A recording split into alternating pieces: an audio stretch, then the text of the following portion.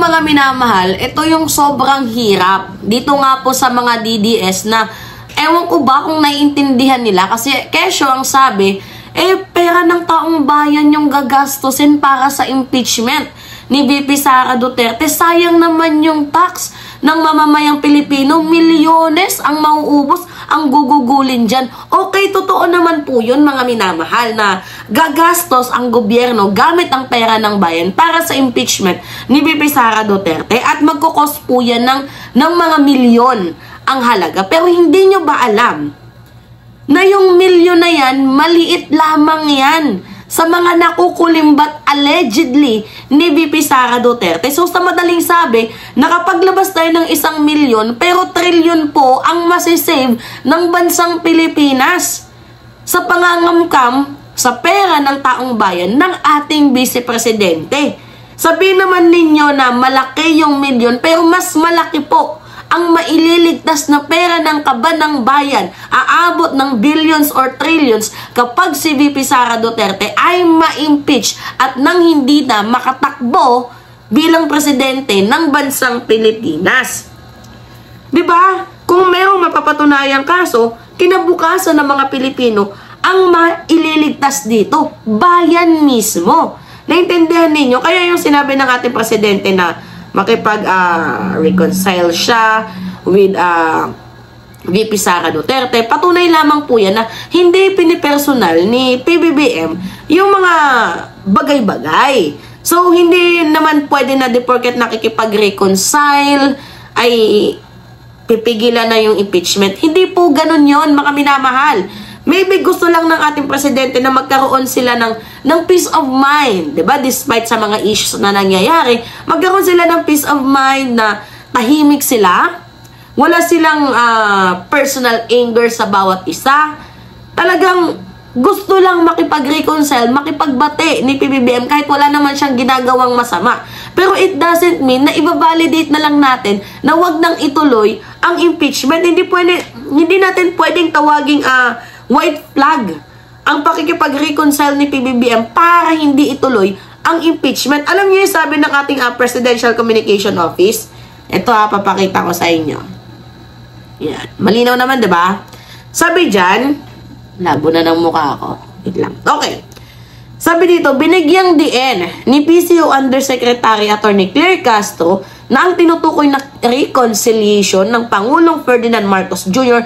ay hindi lamang para sa isang tao, di ba, kundi para sa lahat. Layunin na makamit ang tunay na kapayapaan at may pagpatuloy ang tapat na pagsiserbisyo sa bayan. Alam nyo mga minamahal, ilihis natin. Nakakatawa, no? Dahil kung saan malapit na yung impeachment ni VP Sara Duterte, ayun, lumipad, nag-iskapo. Flying is a guilt. Alam nyo ba yun? Lumipad, nag-iskapo si VP Sara Duterte. So, hindi niya pinaninindigan yung pagiging transparent at yung pag-hold ng accountability. So, sa madaling sabi, tumatakas si VP Sara para hindi makasagot sa mga issue.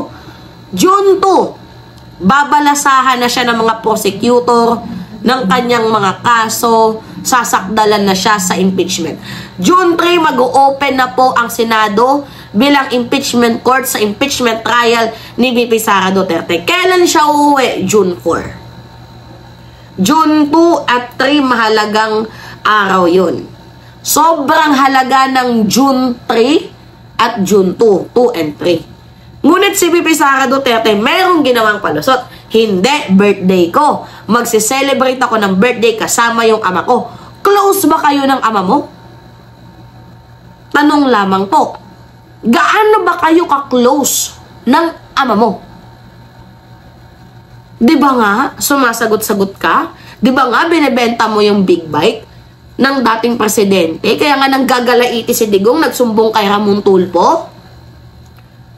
Palusot lang ni VP Sara.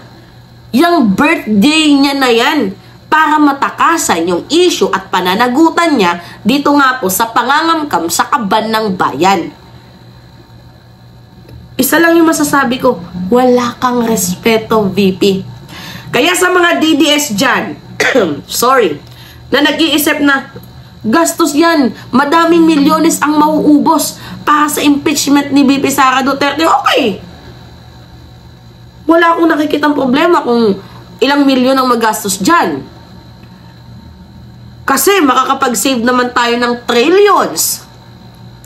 I mean, billions to trillions na pera ng mamamayang Pilipino pag si Sara Duterte ay na-impeach.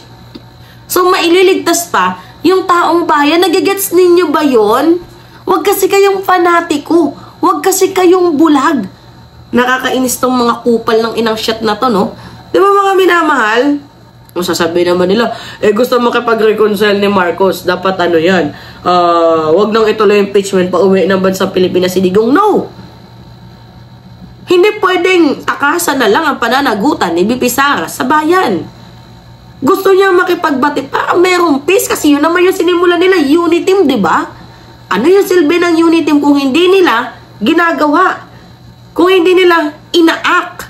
Sino ba yung unang sumira ng Uniteam? Walang iba, kundi si VP Sara. Pero sino yung pilit na inaayos yung Uniteam? Si PBBM. Si PBBM na nga yung nagpakumbaba, si PBBM pa ang masama. Tapos, huhiling pa kayo ng kondisyon, pauwiin si Digong, wag nang ituloy ang impeachment kay Sara. Hibang ba kayo? Nag-iisip ba kayo?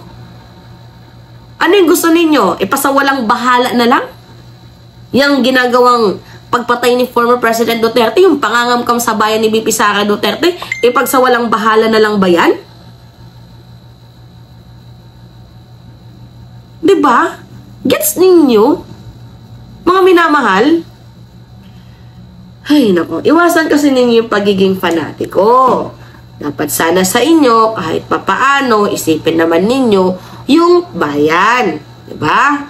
Yung pera ng bayan. Kasi kung walang korupsyon, di sana maunlad ng Pilipinas. Kung sa maliit nga lang na bagay, ginugulangan tayo, how much more pa kaya kapag naging presidente yan? Diba, isipin ninyo yung kinabukasan ninyo, ang kinabukasan ng mga kabataan. Matalino na yung mga kabataan ngayon. Isipin naman ninyo kami, yung future namin. Pag hinalal pa yung tao na yan, red flag na po yan, mga minamahal, sana alam ninyo. Diba, yung pangangamkam sa kaba ng bayan, hindi dapat natin pwedeng ipagsawalang bahala yun. Dapat managot ang may pananagutan doon. Gets? Alright, mga minamahal, yun po. Anyway, pahingin lang po ako ng comments, yan. Comments, likes, and share. And also, mga minamahal, don't forget to click the subscribe and hit notification bell for more update. Maraming salamat at ingat mga kababayan.